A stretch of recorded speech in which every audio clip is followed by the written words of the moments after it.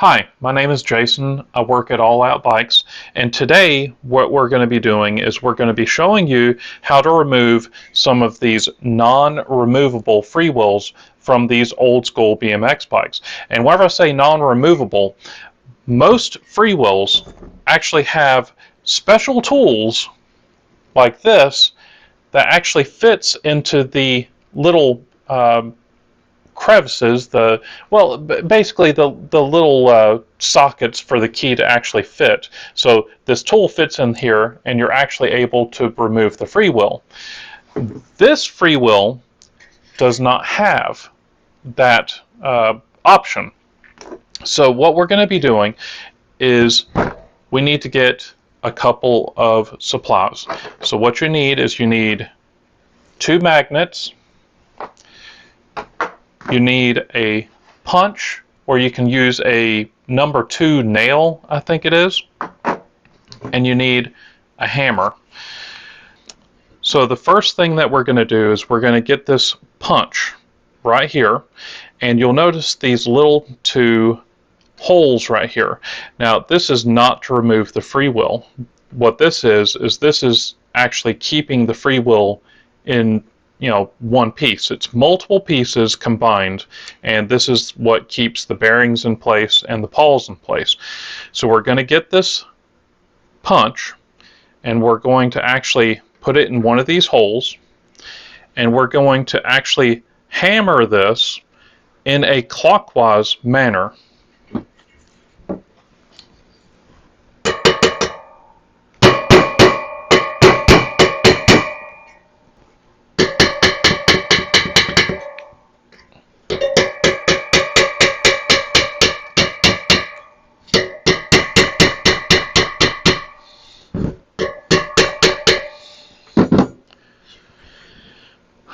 Once you break it free, you should be able to just simply use the punch and act like you're calling your friends in the 80s with a little rotary phone.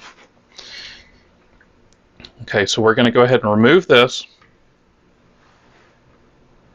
And if you'll notice, you have a lot of bearings in here. So the next thing that you're going to do is you're going to go ahead and get your magnet, and you're going to get those bearings.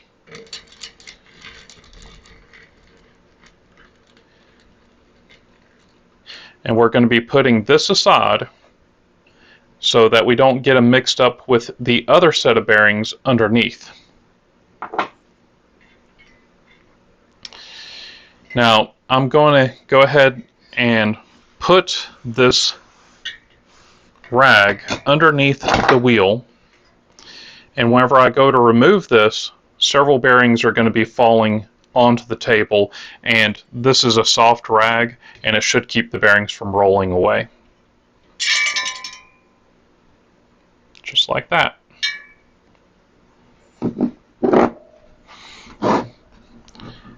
We're going to be getting our second magnet, and we're going to collect these bearings.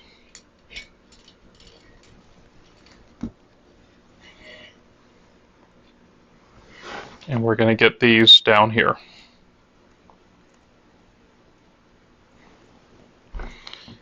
Okay, we're going to set these bearings aside, and we need to remember that these are the bearings that go onto this first, onto what's left of the freewheel.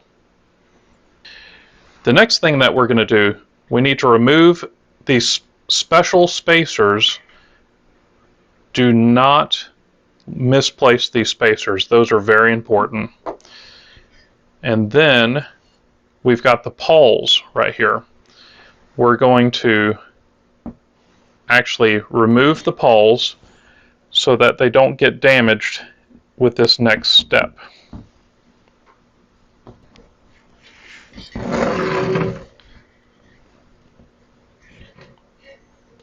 There we go.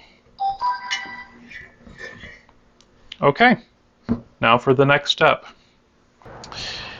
Now we've got this nice vise out here, and what we're going to be doing is we're going to actually be getting this Freewheel what's left of the freewheel, and we're going to be placing it in the vise like so, and then we're going to tighten this up, not too tightly. We don't want to do it too tight, but we need it tight enough that whenever we start to turn this, that it doesn't slip.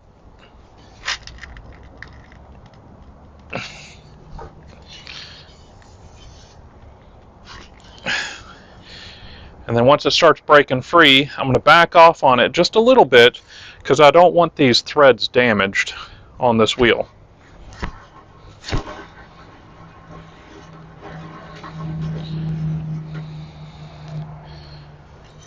So now we can put a new freewheel on this.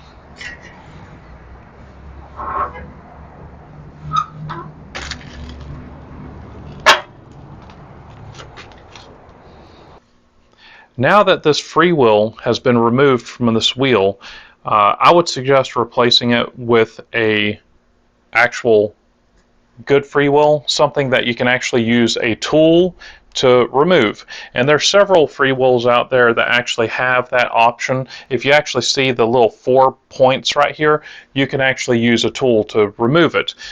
Shimano makes an excellent freewheel, ACS makes one, and Dicta does one as well. Now this freewheel is a Dicta, but Dicta freewheels do some really cheap ones that aren't intended to be removed, and they do some nicer ones. Make sure you choose the better one. Now there are several tools that you can get to remove these freewheels. I really like this Park tool key right here that does a very good job, and then ACS makes one as well, and I've actually got this ACS wrench right here that you can actually buy. This one is the Crossfire Freewheel Spanner, and this one removes a lot of 4-prong freewheels as well as some of these other ones, the Crossfire. Let's say that this freewheel isn't a cheap one and you are wanting to do this to remove a old freewheel that you just can't remove because it's stuck, or let's say you don't have one of these tools that I have. Well, these tools are not that expensive. They're like $10 and you can find those at various places. But let's say you're wanting to service this freewheel and you've gone to this point to open it up. Let's get this thing put back together, and I'm going to show you how. We're going to get this freewheel put back together even though it's not going on this wheel. So you want a can of WD-40, and we're going to kind of spray this down. We're not going to clean the outside of the freewheel very well because this isn't going on anything. And we're going to get a rag, and we're just going to clean this.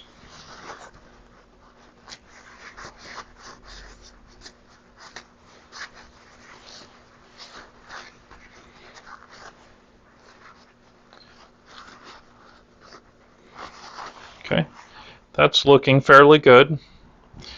If this was a more expensive one, I'd probably do a little better job cleaning it. We're going to clean the old grease and dirt out from inside of this.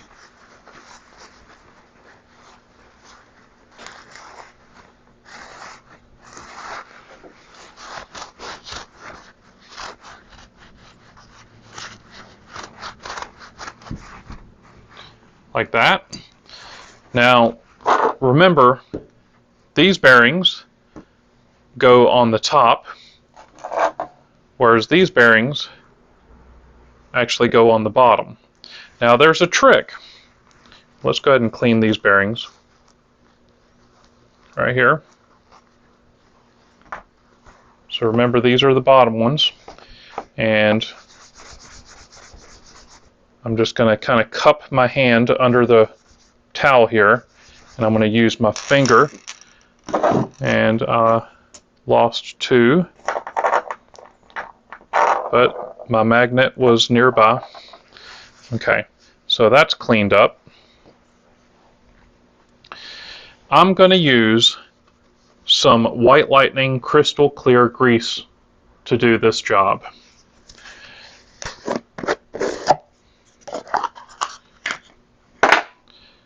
So I'm going to get, you want to make sure that you use a light grease. This is not as light as I'd like, but this is a very good grease, and we're going to use a small amount which will not affect the performance of this. We're going to put a small coat on the bottom of the Freewheel here where the bearings actually ride. So I've got a full coat there. Now, what I should have done is I should have put these pawls in first. I'm going to put a little tiny bit of grease on here, and we're going to slide this pawl in, but this pawl is a little special. This one actually has a spring that's right there. So whenever we go to push this pawl in, I don't want to force it because I don't want to damage that spring. You cannot see that spring very well, but what I'm going to do is I'm just going to carefully push this spring in.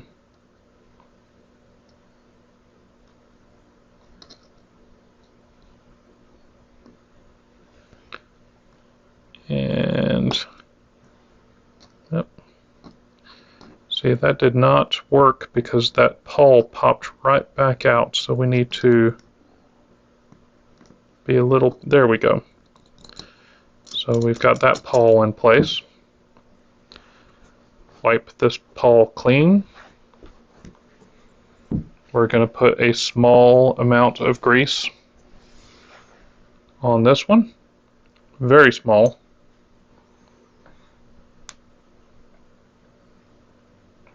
And we're going to do the same thing.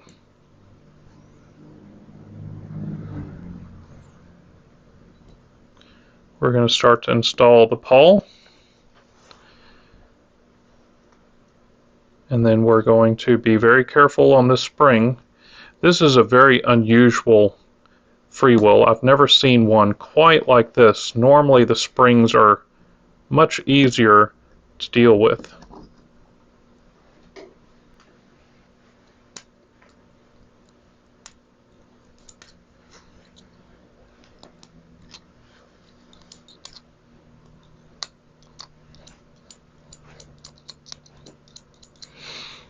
Alright, both pawls are in, and I find that I need to put another coat of grease because in the process of messing with the pawls,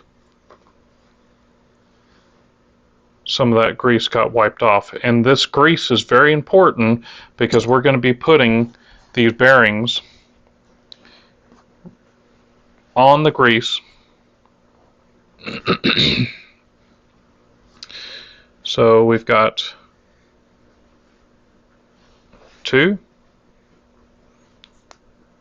3, and notice that those bearings are staying in place. Can you see them pretty good?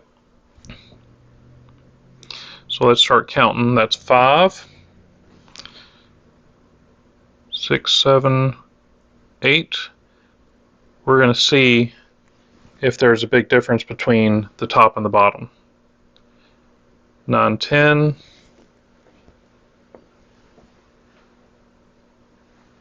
11, 12. 13, 14.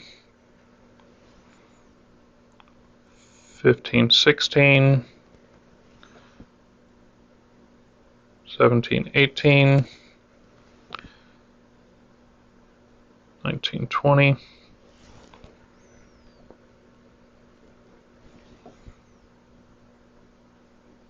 21, 22. 23, 24. 25, 26. 27, 28.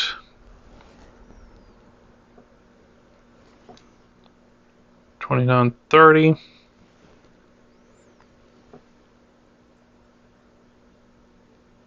32.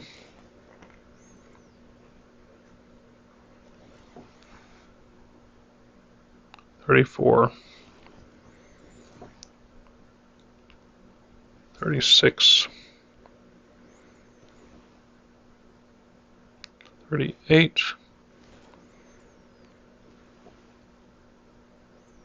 40,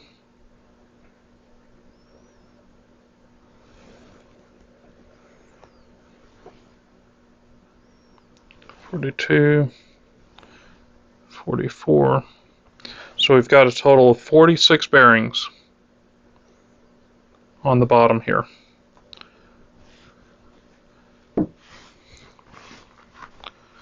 So this bearing is being pushed out by the pawl, and I know that it's supposed to be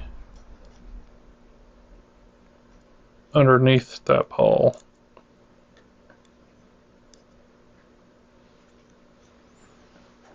So we're going to slide that pawl up just a little bit. Okay.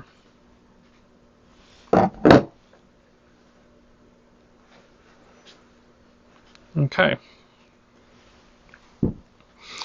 So now we're going to get this freewheel right here, and we can either do it this way or that way. There's only one way that this will fit, and we want the pawls to lock into place, so it actually needs to go like this, because the pawls are pointing that direction and we want them to lock into this place here. So we're going to carefully start to drop this on there. Now you might need to get a probe or something like that to push the pawls in. I'm going to use my knife right here, and I'm going to push this pawl in just a little bit so it can actually finish falling into place here. Okay, so now you can actually see and you can hear that it's clicking. So the next thing I'm going to do is I'm going to get some of this Phil Woods tenacious oil, and I'm going to put 1 drop per pawl. So this one has 2, so I'm going to put 1 drop here, and then 1 drop there. I want to use an oil on the pawls, because if you use a grease on the pawl, what happens is whenever the temperature gets cold, the pawls start sticking. So we're going to now get these spacers, and we're going to wipe them. Be very careful. These can be kind of sharp, and they can cut you if you're not careful. So we got the spacer there. Now we're going to get these bearings.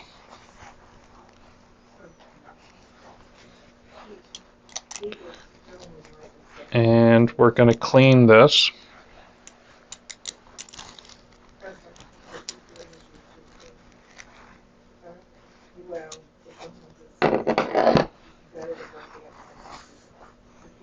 Okay. We're going to clean this up.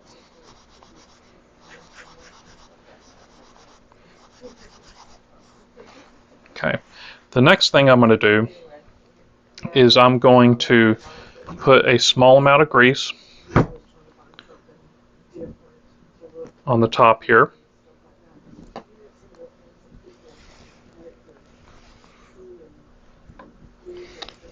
Remember, don't use very much grease, because the grease can get into those pawls and cause some issues.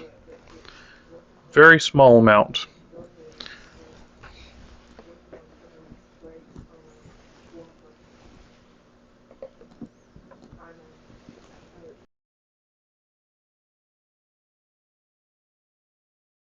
Okay, now we're going to be putting the bearings in place.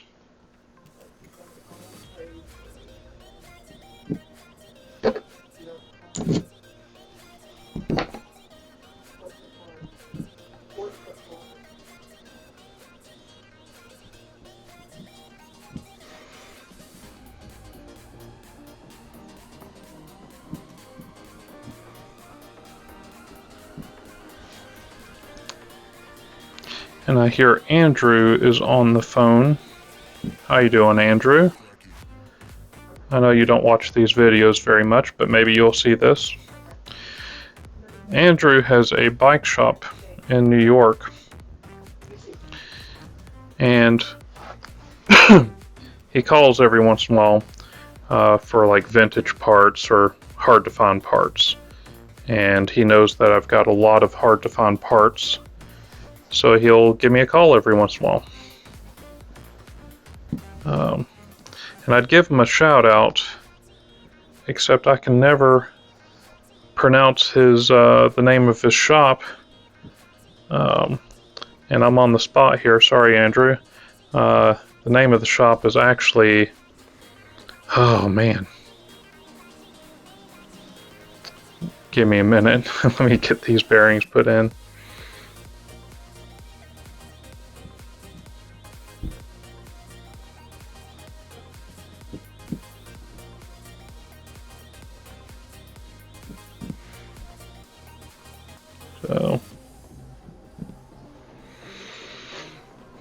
Okay, so we've got the bearings in. Got two more here. Okay, so now make sure this probe here, or this punch here, is clean. We want to make sure that all the bearings are in the proper spot.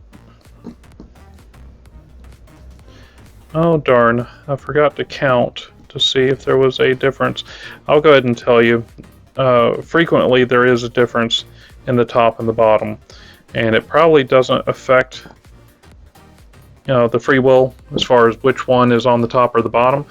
I just choose not to take a chance. Alright, so we're going to wipe this upper ring here. Let's see, it's a dicta, and we're going to put it on top. And we're going to start to thread this back into place, going in a counterclockwise position. But first I'm going to go clockwise to see if I can find the start of the thread. Come on.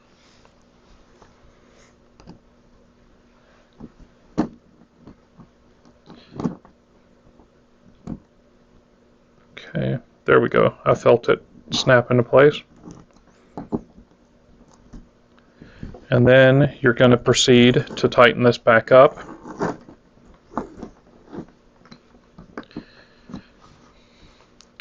And we're going to lock this in place by getting our punch and our hammer, and then tap it back into place.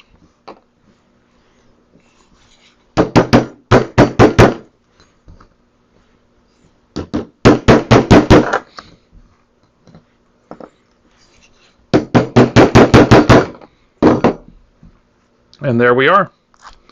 We have a working Freewheel. That sounds pretty good, and it feels pretty good. No play. So there you go. Now I have to give Andrew a call at Meserol in New York to see what he needs.